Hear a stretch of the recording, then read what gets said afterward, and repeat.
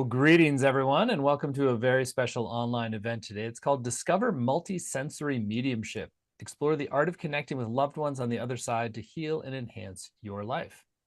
My name is Stephen Dynam, the founder and president of the Shift Network, and I'm thrilled to be with you here because we're getting to explore into really one of the truly most fascinating areas that we've been opening up in recent years at the Shift Network, which is a really clear, relatable way to connect with the other side and get information, closure, healing, really establish a bond with souls that transcends the physical form. And we're going to get to do that with one of our favorite teachers. Her name is Marie Manuchehri. She's a energy medicine healer and medium, and so we're in for a treat today. So Marie, thank you so much for joining us. Thank you so much, Stephen, for having me. It's a pleasure to be here. Great. We focused a little bit more on energy medicine and intuition in previous calls with you, but I want to sort of invite you to share a little bit about your backstory and particularly focus in on the communication with the other side component. Yes. Well, as you may remember, everything happened to me basically in the hospital while I was working as an oncology nurse. And my very first medium experience happened there as well. But even prior to that, my very first day as a new hired nurse, before I knew I was an intuitive, as soon as I walked on to the floor to be trained by the supervisor, someone on the floor, a patient, had passed away. And so she asked me to go with her to help prepare the body to be taken to the morgue or the funeral home. I wasn't sure at that moment who was going to be picking up this person's body. And when I walked into the room, as the supervisor is explaining everything to me, how to position the body, remove jewelry, all kinds of things that would just make it easier for the transition that the body was going to go through. I just kept staring up at the ceiling. I had a hard time focusing on her instruction, even looking at the body. And I'm very comfortable around death. I have been my whole life. Don't necessarily know why, but it brings me joy to be around that part of life as well. So I'm staring at the ceiling and I said to the supervisor, I said, I think this woman is still in this room floating on the ceiling. And the supervisor said, probably, and just directed me back to helping her prepare this body that was going to be picked up very quickly from the floor and be taken so it could be prepared for her family. And then probably several years later, when I was working at a different facility, and I knew I was intuitive at that time. I was laying hands on people and doing energy work and training myself in the hospital. I was very supported by the staff, physicians, my supervisor at that time. I feel so blessed and lucky to have been, given the freedom to learn and practice. And it was very early in the morning. I was a charge nurse that day. And I saw this kind of cobalt blue blob. It looked like silk fabric floating about 5 feet above my head in this one particular hallway. And I wasn't shocked because my life was very multisensory at that point, but I was curious, what is that? I was the only one in the hallway. And I saw this face kind of contort through the blue, kind of silky cobalt fabric. It was a woman's face. And she said to me very loudly, and beings from different dimensions communicate through us mental telepathically. So you kind of hear it in your head, not necessarily in the room. And she said, please go visit my son. And it was a very large unit, oncology, tele for cardiac and medical.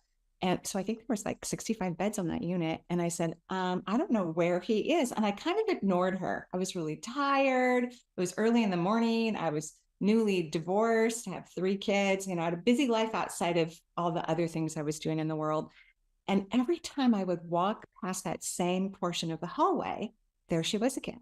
And she would ask me again. And I would look around to try to get an idea of who her son would be, but nothing kind of came to me. So I kind of just kept ignoring her, honestly. Then right before the end of my shift, there she is again, pleading with me this time. And then the door, I should have gotten a clue, but the door closest to where she was levitating started to glow. And that's one way the universe communicates to me. Things start to glow in a way that nobody else can see, but I can see and feel. And I asked the woman who was her son's nurse if I could go into his room and talk to him. Everybody on the floor knew at that time that I was an intuitive and a healer. And again, I felt very supported and appreciated, but I always wanted whoever their nurse was to know before I went in to treat a patient, just to ask for permission even before I walked into the room and asked the patient for permission. She said, oh, sure, you can go on in there. So I walked in the room and this young man, probably in his late 30s, was laying in bed, and a woman about the same age was sitting next to him. I assumed it was his wife. And I asked him if his mother had crossed. I said, "Has your mother passed over?" And he said, "Yes." And then he introduced me to his sister, who was sitting right next to him. And I said, "Was she pushy?"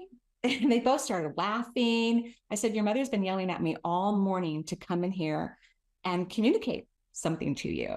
And I asked if I could lay hands on him, and I did. And as soon as I put my hands on him, I could hear her tell me that it wasn't his time. He was very sick. He had a terminal illness, and he was afraid that he wasn't going to live past that current hospitalization. But his mother knew that he was going to live past that hospitalization, and she wanted him to know that he still had plenty of time left.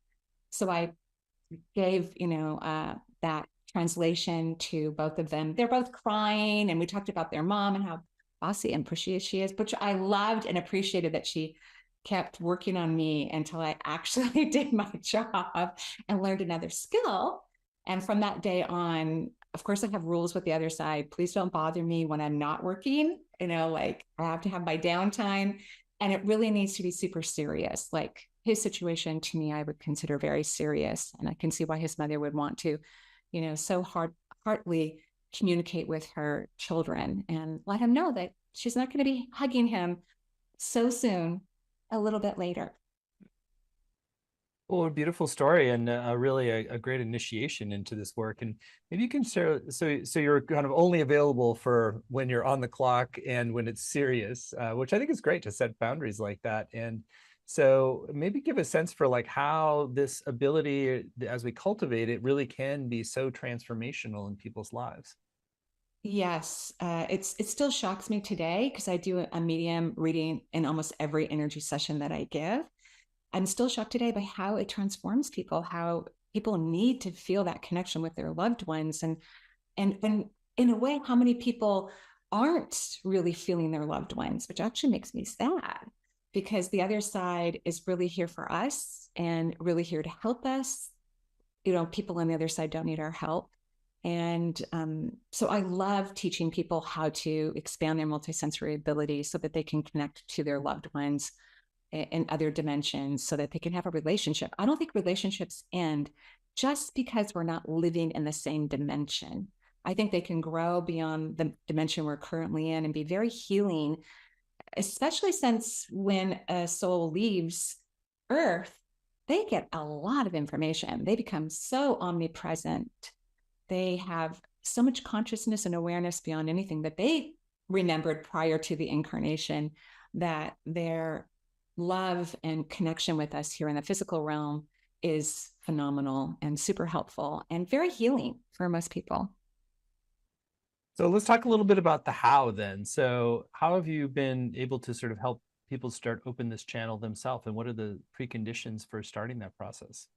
Great question. First of all, we have this beautiful third eye here in the center of our forehead. And so many people think that this is where intuition originates. And that if you want a strong intuitive ability, you have to be in your third eye. Or I often see people looking up into their head, trying to understand how their third eye works. I see it very differently than that. The third eye is like a projector. It projects images, auditory sensations, clairsentient feelings, all the multisensory abilities kind of come through the third eye to project to you so that you can hear them, see them, feel them, and understand them in some way. But intuition doesn't originate in the brain. It originates from the second layer of the auric field, the emotional response system, because our real emotions are also highly intuitive. They're not logical, and the mind actually cannot feel, per my perception. It's a logical tool, like making sure that we got on Zoom at the right time, or that I made sure that I have water in my room today, or that I have a light on my notes in case I need them so that I can see them clearly. But intuition doesn't come from the mind. The mind needs to be clear, it needs to be calm, it needs to be at peace. And real intuition and our real emotions are also those very same formula. They're always calm, they're always compassionate, and they're always a little bit surprising. Great. So why is it that most people aren't able to open to natural intuition and be able to communicate this way? Mostly because they have a very active mind that is overthinking, analyzing, and processing. So they could have a gorgeous, stunning third eye, but the projector's turned off. It's not working very well because they're analyzing things that happened years ago or things that they think might happen. They're not present and they're feeling things that don't even exist. Most of the feelings that we have or that people experience, I call them mind-made emotions. They're not authentic. They're created by the mind from overthinking a particular topic. Then we create emotions to support them, but they're not authentic. And then another interesting part about the third eye, the back portion here, for me, when I look at the chakras, they turn into cones. And the back portion, or the back portion of the third eye, is supposed to be flush with the occiput, the back of your head. People who are self-critical, they tend to extend the back of the third eye several feet behind them, even up to several hundred feet behind them. And when they do that, tiny little filters of self-criticism move into that long extended vortex. And that starts to dilute one's intuition and multisensory ability. So we have to be also kind to ourselves and very loving and compassionate to ourselves. Creation only sees us in a loving, kind, compassionate way. And when we start to treat ourselves that way, we raise our vibration, we reduce our self-criticism, and we allow ourselves to see insight, hear it, feel it, or experience it accurately.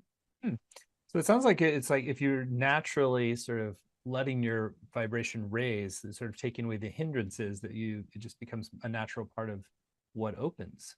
Yes. Being kind to yourself is like a huge upgrade in life, in every area of your life, including your intuitive abilities, will occur when you authentically have kindness and appreciation for your amazing, magnificent self. Very cool. So what if you could walk us through maybe what you would train people on, some of the steps? We don't have to go into each one, but just a little bit of like the process to start to cultivate, and then what do you do once contact is made? Great question. So, learning to not listen to your mind is huge. Learning to control the mind a little bit. I like to think of the mind that we need to treat it like a dog. And I love dogs. I have a beautiful dog, Charles. He's amazing. Dogs need a lot of positive support. They need a lot of management. And most humans allow their minds to act like a cat, where they can just run around freely. Like if I were to open up my front doors and my cats and my dog ran outside, my cats would definitely not eat poison. They would find the right food. They would avoid cars. Cats rarely get hit by cars. They know how to come home. Um, they know how to be outside on their own, most cats, if they're indoor, outdoor, where dogs tend to get lost. They can easily get hit by cars. They'll eat anything. So dogs need a lot of positive management, and so does our mind. It's more like a dog. It shouldn't have as much freedom as the human race gives their mind. Very good. So why don't you share a little bit more about what happens once the bridge is built and you and start to get some communication with specific souls? So once you start to recognize that fear and anxiety and worry and doubt come from the overthinking analytical process of your mind, and you start managing your beautiful brain and being kind to yourself and loving to yourself, then you will start to rest your energy in the lower half of your body. Most people rest in the third eye, they rest in their heart chakra.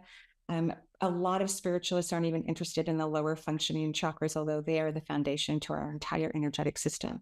So once you quiet the mind and allow it to be in high frequency, because if you're not worried about the future or the past, you're going to be in high vibration. You're going to start to be present.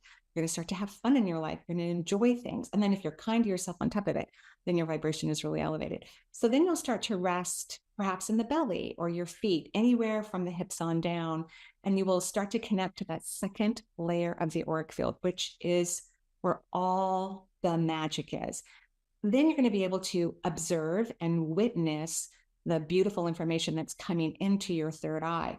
Then because you're in the second layer of your auric field, away from your mind, you will easily understand the translation. Translating intuition is extremely simple, but humans tend to make it very complicated because they use their brain to try to understand intuition, and the brain will never understand intuition. It's logical. So when people start to get that perception that their mind will not understand intuition ever, then they stop trying to figure out what the meaning is from a logical mind. They start feeling the information. They start witnessing the information. So, for example, if a loved one wanted to communicate with someone and that person was able to get out of the brain and be kind and loving to themselves and hang out on that second layer of the auric field, which is actually very fun. When the impressions come to them, it's that these impressions are translated by how you feel. So, for example, let's say that someone had an experience of swinging on a swing while they were communicating with their loved one. And so then the question would be, what does swinging on the swing mean to me? A lot of people are trying to understand what the departed loved one is saying, but the universe knows that you need to understand this information based on your own experiences. That's how you're going to understand what it means. So in the translation, let's say someone loves to swing on swings. I certainly do now that I have 5 grandkids. I'm always on a swing, it seems like, having great fun. That means that that person on the other side is translating to you that they're happy, they're having a good time, they're enjoying themselves immensely. So it's this beautiful art of learning to understand yourself, what things mean to you in your personal life, staying away from the overthinking analytical mind, which is healthy for us regardless of what we do on earth, so that we can accurately translate the information that's coming to us. Now, do most people get more of the visual impressions like that, or is it sort of the full gamut of different senses that they can get information across? It's definitely the full gamut. And interesting enough, even if someone has a really clear auditory sense, like they are really great at hearing the multisensory world, if they have a lot of resistance on the topic, like some people want to so badly talk to a loved one, but they miss them so much, they have a lot of resistance. The universe will try other modes. They may try a visualization, they may try a clear sentient ability. So in reality, we all have all the clairs. We may use one predominantly more than the other, but the universe will try to get around our resistance whenever we are in resistance and show us a different way to experience the information. Interesting. So is it good to try to like open the other channels as well to try to get some sense of smell or sense of just felt sense in order so you have kind of more channels open for different souls to communicate? I think it's important to be open, that when we are multisensory, we're multisensory, that we're meant to have these experiences between worlds. It's normal. It's not unusual, although it still may feel that way a little bit in the human realm. It's actually normal for us to be multisensory. I had a recent experience where I was on the radio talking to a caller, and her husband had just passed away. They'd been on a family vacation with their children and their parents, and he had a massive heart attack and passed away. And she wanted to know what his experience was at the moment of him leaving his body. And he kept telling me that it was romantic. I didn't see anything at that moment, and I'm highly clairvoyant, but I kept hearing him saying, it was so romantic. It was so romantic. So I'm telling her this, and she doesn't know what I'm talking about. It doesn't make any sense to her. And then all of a sudden, she remembers that when he was on the gurney and she was with him in the ambulance to take him to the hospital, and he was almost gone or, leaving his body at that moment. She was rubbing his feet the whole time. And she said that that was something that he thought was very romantic, was having his feet rubbed. So she completely forgot, but he remembered and wanted her to know that his passing was a romantic experience for him. It wasn't scary. It wasn't uncomfortable. He felt loved by her during that process. What a great story. That gave me chills. I'm wondering if you could share a little bit more about what you've learned about that process of transition for souls and what kind of how they gaining access to more information and that sort of thing as they transition from a body. Thank you so much, Steve. That's one of my favorite questions of all time. I think that's why I've loved being at the bedside of so many people crossing over, because it feels phenomenal. What I've heard from souls as they're leaving Earth, and sometimes when you're leaving Earth, it can be a little bit slow depending on your dying process. And when the being is leaving, to also match up with the rest of their soul, because we don't bring all of our energy to Earth. We would go crazy if we did. That's why we always talk about the higher self when we do everything we can to connect to the higher self so we can bring information in. So as the parts of our soul that are leaving the human realm, there's an immediate ascension of energy, because Earth is a low vibrational reality. And as you're leaving Earth, your energy starts to ascend, the vibration increases, and you start to gain massive knowledge. knowledge about your life on earth, the people you've loved, the problems, the issues, the things that you thought were terrible. You get this whole new perspective. You get to see everyone's past lives. You get to see future lifetimes. It's so amazing. So people, as they're crossing over, which, could happen in seconds, it could happen in weeks, it could happen during several months. People travel at different times based on their perception and how close they want to stay to Earth, for how long they want to stay close to Earth. But as they're doing this, think of it kind of like this energy of a rocket moving off into multiple dimensions and cosmos. They are being enlightened with knowledge that frees them from previous experiences and helps them to understand why other people behave the way they did, even strangers, even just understanding the human race and what everything's happening on Earth and why it's happening. It's a very profound experience for the souls that are leaving their bodies. Interesting. And how do they, on the other side, learn to start to communicate with us? They don't have to learn a thing. They just naturally know how to do it. Mm-hmm. They don't have their logical mind. When we cross over, we don't take our brain with us. You only need a brain in the logical world because we have so many logical things we have to do. But when you're outside of a body where you don't eat or work or even need shelter, you don't need logic to help you move about the realities. You just need to have a higher awareness of your energy because there's so much to explore from the energetic perspective. Well, you've laid some really great foundations of understanding here. So I think now would be a great time to dive into the experiential with third eye you wanted to guide us in. Yeah. So I want to do this exercise so that we can get the third eye to be working as a translator. I think it's important to look at the third eye as that, not where intuition originates from, but this incredible tool in your brain that will show you images or allow you to hear another person's voice or important information, or feel all the way down to your toes, or even smell. Yesterday I was teaching a class and I could see a person's departed loved one next to them, and I smelled vanilla so strongly. And I said that to the person who was in human form about their loved one, and they said, "Oh yeah, this person, it was her grandmother, loved vanilla and had vanilla scented candles all over her house all the time." So we have all these senses that our third eye can express to us. So why don't we go ahead and close our human eyes? It's nice to shut out the third dimensional space as you're increasing your multisensory abilities. And as we keep our eyes closed, let's at the same time rotate our eyeballs upward as if we're trying to look into our eyebrows, and keep the eyeballs elevated while we take some beautiful breaths into the belly.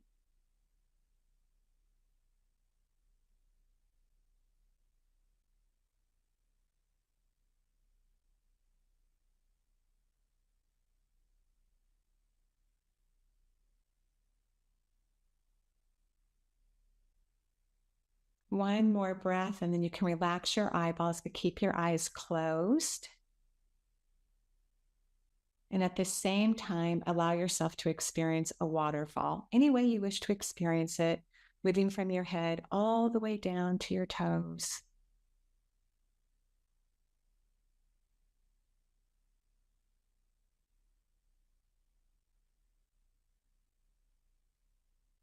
Keep taking beautiful breaths. You might hear the waterfall. You might feel water around your body. You might see a waterfall. Even if you feel like you're making up the sounds or the images of a waterfall, that's fantastic. And now wiggle your toes for about 10 seconds, bringing more energy away from the beautiful brain, allowing the third eye to have the freedom that it desires, to not overthink or analyze.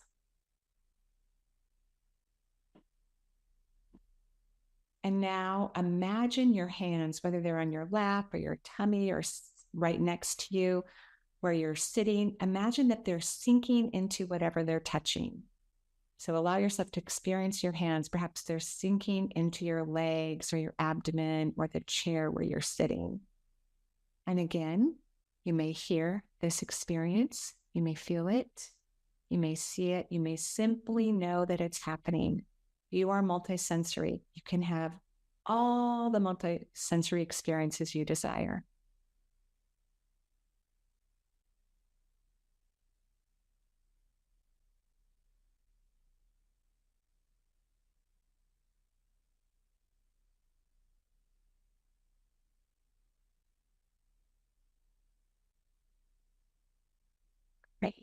Now bring your awareness back to your forehead, to the third eye, and allow yourself to experience a small version of yourself standing in the center of your head. It's literally hanging out in that sixth chakra. You might feel a small part of yourself there. You may see a small version of yourself there. You might feel an awareness of yourself there. You might hear a little bit of your voice in your head. And you're just going to allow yourself to have this experience of you standing in your brain, in the forehead area, right connected within the third eye. And while this small version of yourself is in your forehead, I'd love for you to imagine, feel, experience that the third eye, your sixth chakra, is now moving. It's moving around, it's rotating, and that smaller version of yourself is just standing still. You might hear the movement of the third eye. You might feel a movement in your head or some wind around your body. You may have a visualization of this chakra, third eye, rotating, but the image of yourself is standing still. Even if you feel like you're making this up or you feel like this is not happening, just allow yourself to be in this experience. We're helping you to disconnect from your thoughts and have a completely different experience with your brain, which allows freedom of the third eye. It also will shrink the back portion of your third eye if it's been extending outside of your head. Or reduce your self-criticism for a few moments. Just allow this to happen. And it will also extend the front portion of your third eye where all the translation occurs.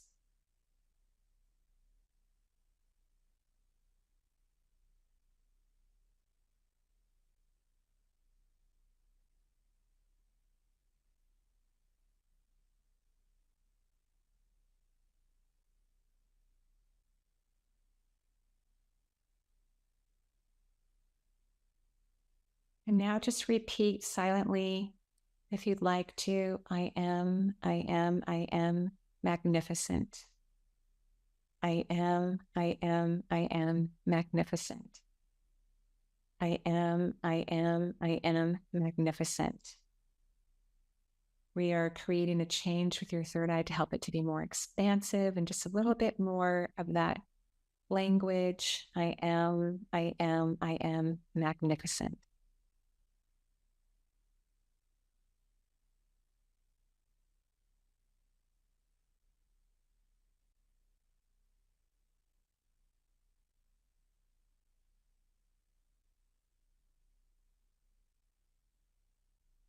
When you're ready, you can slowly open your eyes.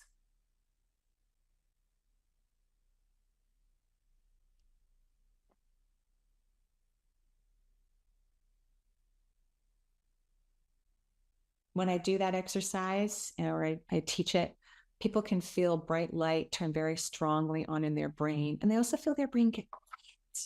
The brain just needs, again, some sort of management, something that's very different than analyzing and processing. Great. And then what do you recommend you do with whatever comes during that meditation? That's a really good question. You could actually hear or see or feel something that's very important for you.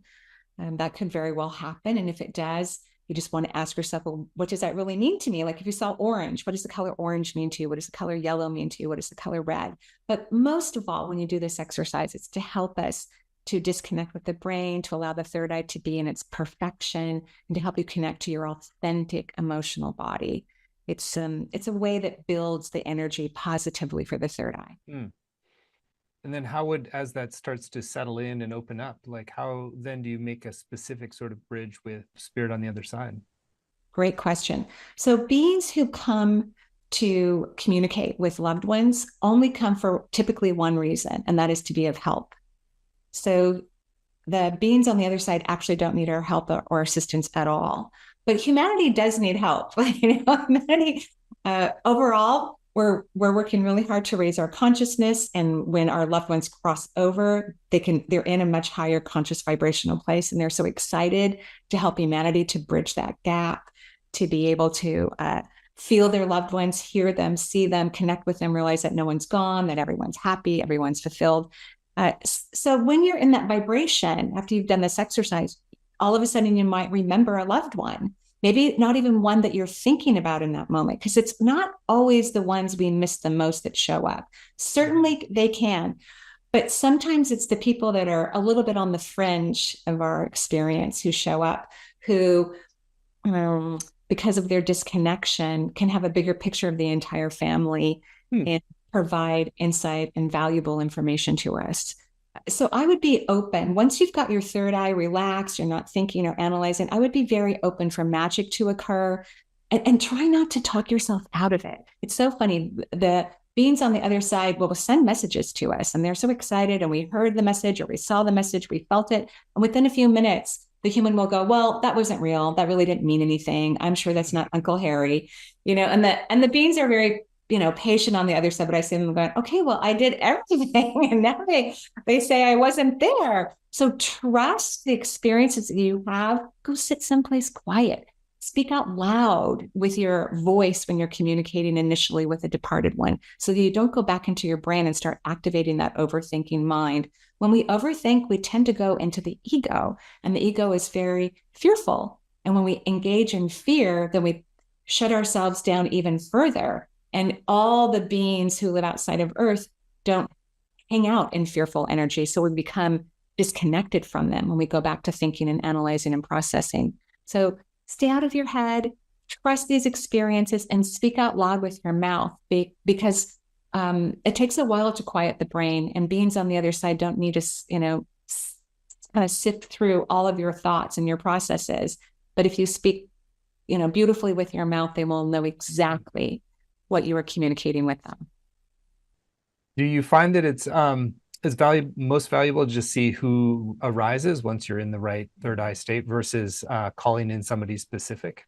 So fun. Yes. That's one of my favorite parts. In my work, I don't even know why a client is having a session with me. I'm much better going in cold, intuitive.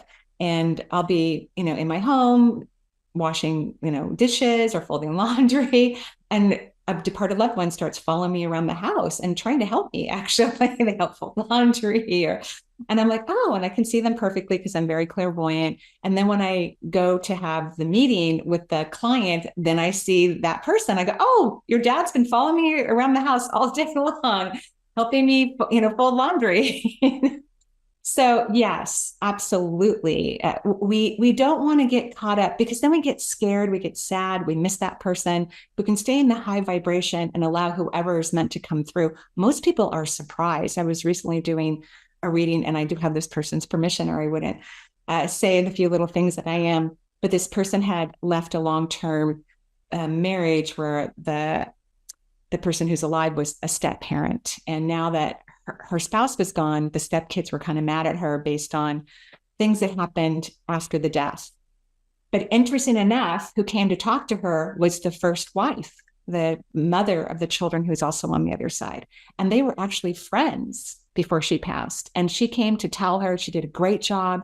She was so thankful that she helped parent her children, and that she should just ignore their fussiness right now, and that she was beyond grateful for everything she did for them. And she said that was the answer she needed most. She was hoping to speak to her departed husband. I don't remember if he came in the conversation or not, quite frankly, but it was the first wife that brought tears to her eyes and made her feel better and gave her peace. So always the perfect person comes, always. I love when you tell stories from specific things from practice. Are there other stories that could be illuminating for how to, approach this process and deepen the process? Yes. And I think what's also important to remember is that intuition is surprising, because it's the opposite of what your mind tells you. So always be prepared to be surprised. In fact, I always feel confident when I'm getting multisensory information for myself or for others, when we're all surprised. That's what makes it so incredibly fun. And the universe loves to surprise us too. The universe loves to, and I don't mean in a scary, weird way, in a happy, delightful, like, oh, because our logical mind can't think of the solutions that the multisensory world can bring to us and our multisensory abilities can hatch for us. So always be prepared to be surprised. That's also a sign of being in alignment and connected to your full self and your higher self. A surprise. Great. Any other stories that you want to share that are particularly illuminating like that? Well, I have one. I had one myself. My cousin passed away a few years ago. I didn't even know she was ill. We were kind of estranged, actually. And we had, I wasn't mad at her, but she was mad at me because she had shared with me that there was a problem in her and her husband's marriage. And she said it had something to do with something. He wasn't, let's say he was having a lot of fun in life with other people as well. And so when I went to go visit them, I said, I kind of want to stay in a hotel. I kind of don't want to be in all of you guys' funniness when I visit. And she got mad at me. And then she got sick and she passed away. So I'm in my bathroom. When you're around water, beings from the other side come the most. You could be in a toilet closet. You could be in your shower. You could be standing next to a lake or a pond. And that's because we're mostly water. We're 70% water. The earth is mostly water. And water molecules are very emotional. And our intuition lies in our emotional energy. So I just get out of the shower and I see my cousin standing in my bathroom. And I hadn't seen her in a long time. And she looked gorgeous. And she reminded me of something. And she laughs every time I tell this story because I'm a little embarrassed to tell this story, honestly. But she goes, you shouldn't have been so mad at him. She goes, remember, I was having fun too. And I totally forgot that years prior, she had been having fun too on her own with other people. And I completely forgot about it. And so here I am laughing in my bathroom. She's teaching me something from the other side, not to judge, right? Not to critique people's decisions or their choices, not to think that one person is better than another because of anything they do. So here she is teaching me from the other side. And I am forever grateful for her honesty and her love and how incredibly right she is. That's a great story and definitely good messages as well. So yeah, so I want to circle back to different things you can do to lift your vibration up or address different areas there might be blocks or barriers to opening up to communicate in this way.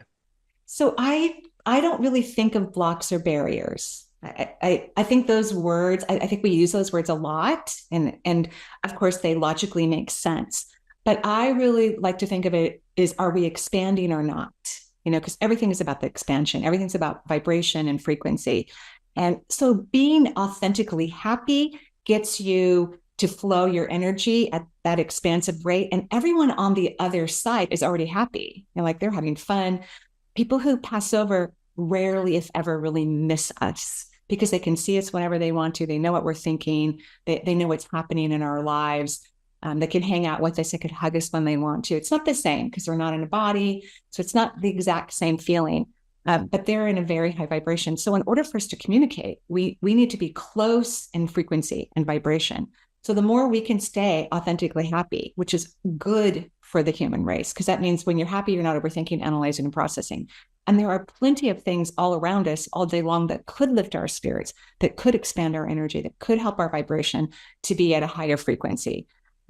So finding those things, being determined to notice when your energy is low and not be hard on yourself, go, oh, honey, or handsome, our energy is low right now. What can we do in this moment to shift our vibration and allow our frequency to be closer to the heavens so that we can be in union and connection with this incredible bond between worlds?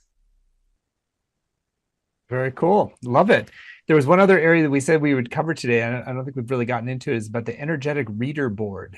Can you share a little bit more about what that is? So after that first story where I was in the hospital and the gentleman who I'm assuming passed away, but he was in the hospital bed, he had pancreatic cancer, which has, it still has a high mortality rate. So he knew that he was going to be leaving the earth at some point.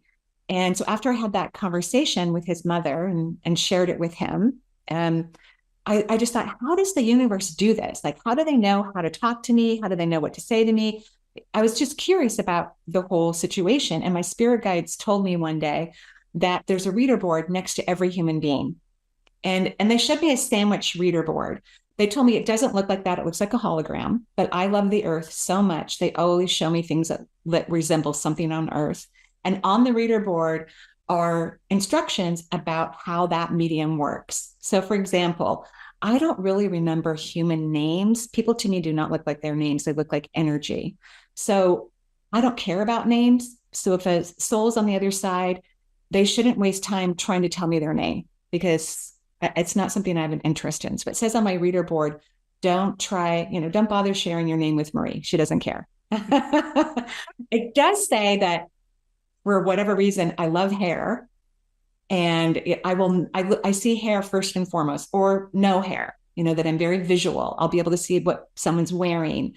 I'll be able to understand their personality, that I have this knowingness. So all of us have strengths and weaknesses in our ability to be multisensory. And the reader board is there so that every soul who comes up to communicate to our medium selves will know exactly how to do it, what to avoid, what to focus on. It's all on the reader board.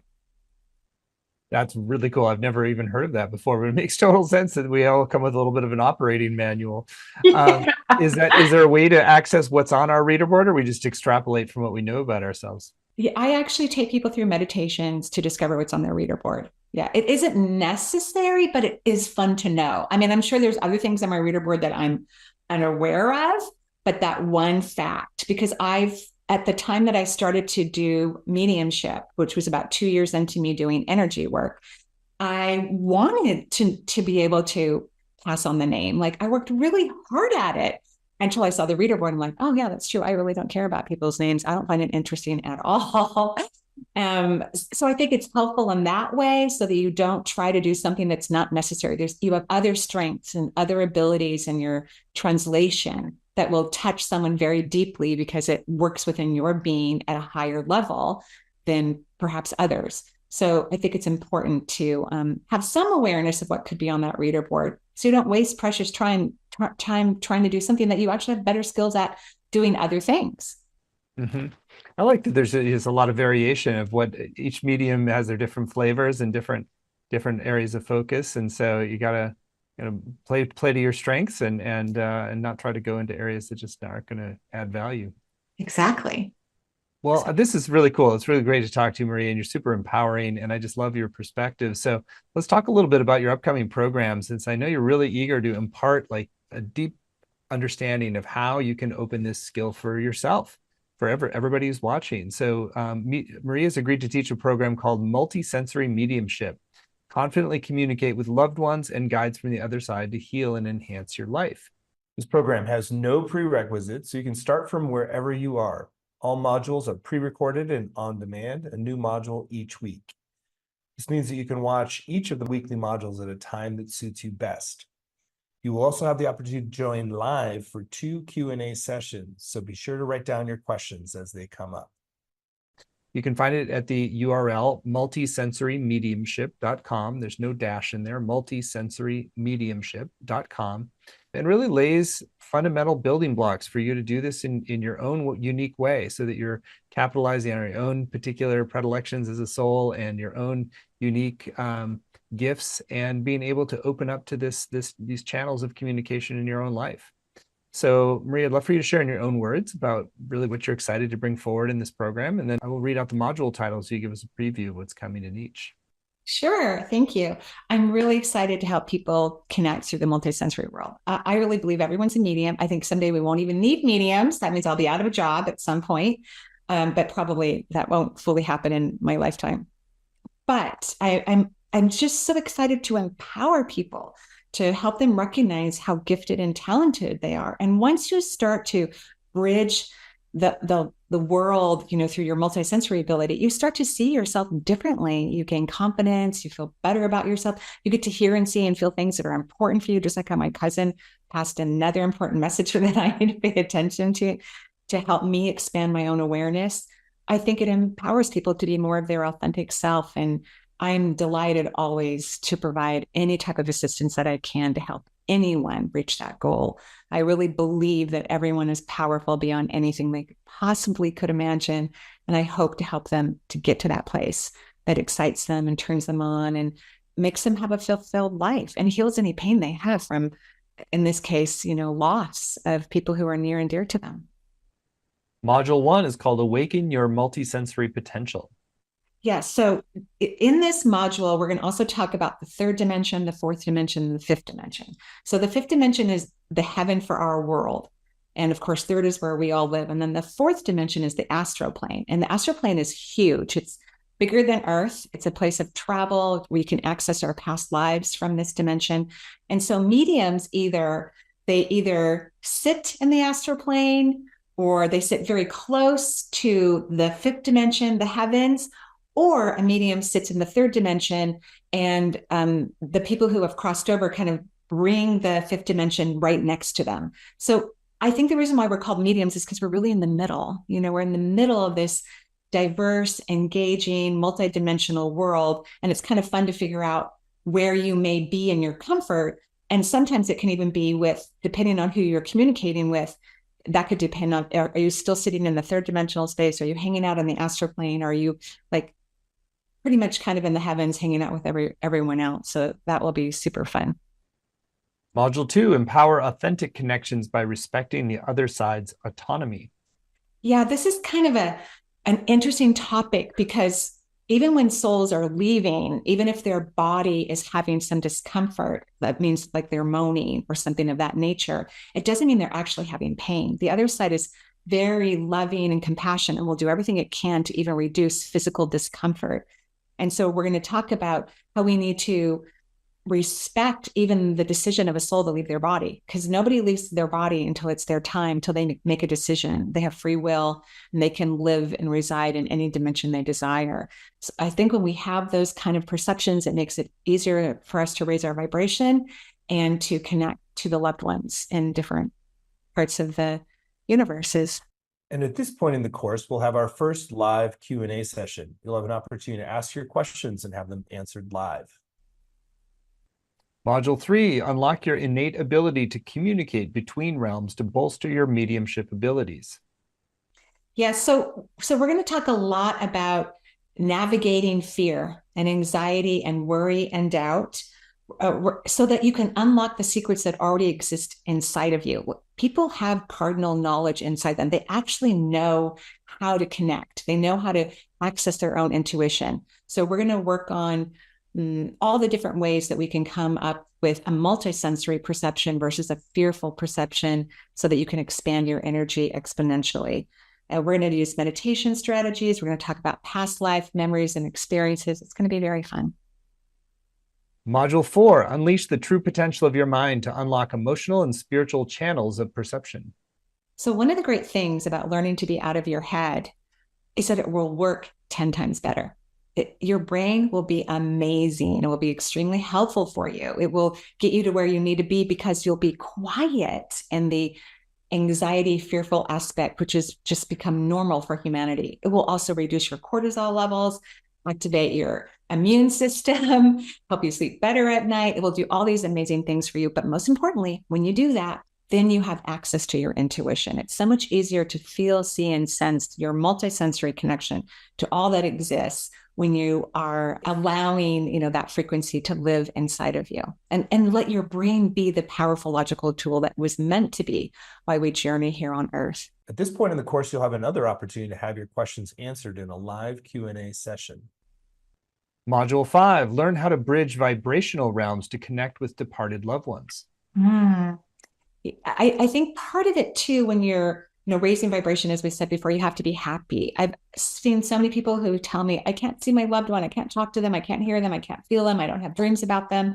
And I will ask them, before you have an experience, whether they've learned a tool or not from someone, I go, are you happy? And they say, no, of course not, I'm not happy. So one of the first things you have to do is not think about that loved one. If it's going to lower your vibration and make you sad, you're not going to have your energy up. So you have to think about something unrelated before you engage in your multisensory abilities to connect and communicate with your loved ones. And I know that's a little tricky, but you absolutely can. It's kind of a multitask where you think about something else that authentically makes you joyful. And then we begin the process of connecting with our loved ones. Module 6, embrace transform connections to understand your loved one's expanded perspective. Many times when I've been translating for someone, because I feel I'm a translator, that's my job. I listen to the people who are on the other side and I translate the information that they give me, however they give it to me. That's my job. And sometimes people don't right away recognize their loved one because they've changed a little bit. They're not worried about the things that they were worried about. So example would be that story where that gentleman was saying that his passing was very romantic because his partner and they were soulmates. They had been madly in love with each other their whole lifetime.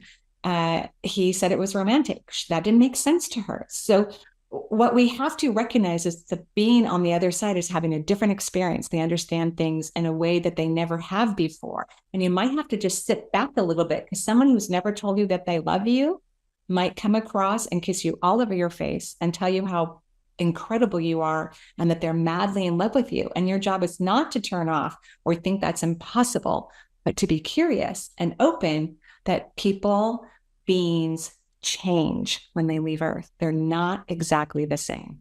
At this stage of the course, you'll get another chance to have your questions answered during this live Q&A session. That's a wonderful message. Module 7, tap into your innate magnificence to transcend grief. You know, the real vibration of grief is delicious. And I think, you know, we have all these human ideas about what things mean. And that's why we have to stop thinking so we can actually perceive things accurately.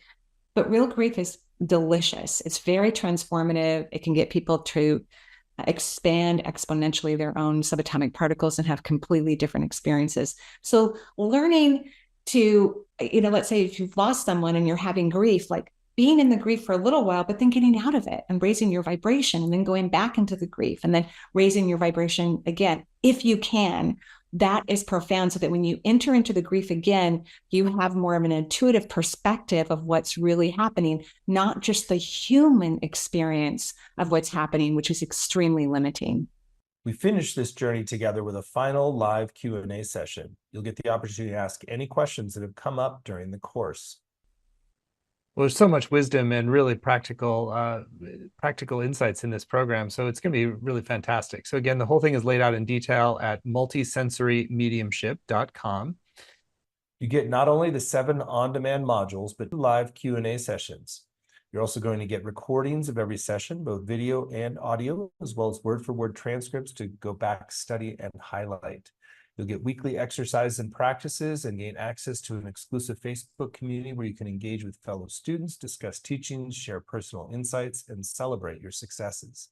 On the page, you'll also see a number of extra bonuses to enhance your journey as well. There's a self-hypnosis meditation on mediumship. It's an audio meditation that Marie's created, and there's a video teaching called It's All About Vibration. Marie, you want to share a little bit more about It's All About Vibration? Thank you, Stephen. It really is all about vibration. And so I spent time really explaining what that means, because vibration means something different than frequency. Vibration is like low vibration is sad, high vibration is ecstatic. And to be able to hold the vibration is what creates a frequency. So some people maintain their vibration low, unhappy or frustrated or annoyed, and they're kind of creating like a permanent or very consistent frequency in that energy. And it's hard for them to get out of it so that they can be in a vibration closer to the other side so they can translate and communicate. So we're going to talk a lot about, or I did talk a lot about, about holding the high vibration longer so you can create a frequency long enough so that you can take in information and understand it. Really great stuff. And that's just one extra bonus in this program. And in addition, there's one special bonus you get when you sign up by midnight tonight. And I particularly think this is gonna be a great one because it's Marie in dialogue with Suzanne Giesman, who's also a prominent teacher of mediumship, has her own kind of very unique journey with it. It's called What Souls Experience Right After Death. So really going deeper into that whole transitional realm and understanding what souls go through as a way to demystify it, help us understand what awaits us, and also why the souls are able to access another layer of information about us and the world. So Marie, you want to share a little bit about that dialogue with you and Suzanne that folks get when they sign up today? Yeah, well, we love each other. So it's always fun for us to be able to work together and spend time together. And Suzanne it's amazing to be with another medium and have conversations. And it was really fun because I kind of feel like she helped me more, but she gave me some insight even on, some of the experiences that I've had. I think you're going to love it. One of the stories that Suzanne shared is one of my favorites. I haven't stopped thinking about it. About this interesting connection, this being told her, which someone had passed over, and they kept coming into the cat that was in the house to cuddle up to their loved ones. And that was just touched my heart very, very, very deeply and helped me understand something that I don't think I was totally getting, because people on this side don't tell me they miss cuddling. But occasionally I've had mostly gentlemen talk about my family that's extremely close, and we're very cuddly with each other. We tell each other we love each other every single day. And none of my family lives with me. My children are all grown and married and have their own kids. And it taught me something very cool about how they really do miss that aspect of us. Yeah, it was. I think you will love it. It was a lot of fun. We had a great time hanging out together. That's super sweet that there's still a love of cuddling. So really great. So I know that's going to be super eye-opening and very touching for get that extra bonus as well, which is called What Souls Experience Right After Death. So we've kept the investment for this program very accessible. It's just 3 payments of $128, or you save 10% when you pay in full up front with 1 payment. So I also encourage you to go and check out more testimonials about Marie. She's taught a number of programs for Shift, always gets rave reviews, super, super high vibe, really uplifting, really helps you love yourself and love your skills and take on new capacities in a way that's very joyful and fun. So you're going to be in for a treat and in great hands if you choose to move forward. And again, all the details are at multisensorymediumship.com, multisensorymediumship.com, and you get that special bonus with Marie and Suzanne Giesman when you sign up by midnight tonight. So Marie, it's always great to be with you. Any final thoughts for folks who are considering going deeper in this journey with you? Well, thank you, Stephen. It's a pleasure spending time with you as well. Just that I know so many people want to have these experiences and they deserve to have multisensory abilities or to understand them and use them in their life. And I look forward to being able to provide knowledge and exercises so that one or many can have those experiences. I just feel very grateful that I get to help people in that way. It brings me great joy, raises my vibration to see all the light bulb moments. And when I'm looking out at class and see people have lovely, happy tears in their eyes and know that someone they care about is standing right next to them, kissing them on the cheek and thanking them for a lifetime together or just a moment together that was precious for them. I'm deeply looking forward to that experience and can't wait until we all come together. Those moments make it all worthwhile. It's really the way we all do this work. So thank you for being a pioneer in this arena and being so empowering and uplifting to all who are curious to explore further. So again, all the details for Marie's upcoming program on multisensory mediumship, you can find at multisensorymediumship.com, and you get the special bonus if you sign up by midnight tonight with Marie and Suzanne Giesman. So thank you so much, Marie, and thank you all for joining. Many blessings.